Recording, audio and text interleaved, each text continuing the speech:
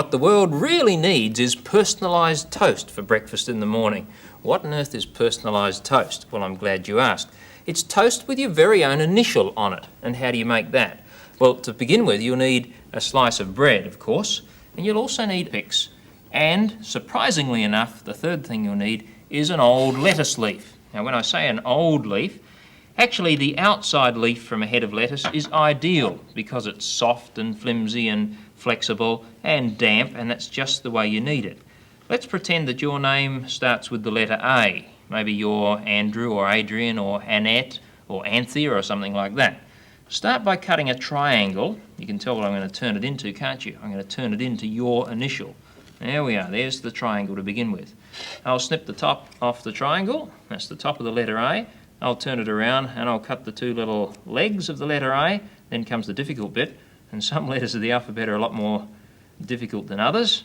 And out comes the little triangle from the centre, and before very long we have something that vaguely resembles the letter A. Okay, there it is. Now, you need to attach that to your slice of bread, and this is where the toothpicks come in. First of all, place it over the piece of bread like that.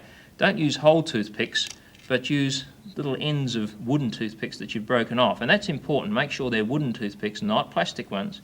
Push them in so that just a little bit pokes out. With the letter A, I think I can hold it in place with just 3 of these little toothpick ends. There's number 2, and here's number 3 down on this end here. Then, of course, you guessed it, you place it in the toaster. Can you guess why I've used lettuce leaves? Well, they're damp. They act as a shield to keep the heat away from the bread in certain parts, but also there's another reason as well. They won't harm the toast, will they? Right, now while that's going, I'll tell you another way that you can make personalised toast without lettuce leaves. You can use something quite different, and that is a brush with some clean water. Get it nice and damp, the head of the brush, and then paint on with water the letter that you want. Now this is a little difficult because you can't see where the water's soaking in very easily. Can you guess what letter I'm going to make simply by the position of the brush? There, I've started it there with a vertical line. Now I'm coming around here. There we are. And then around again, keeping the brush nice and wet.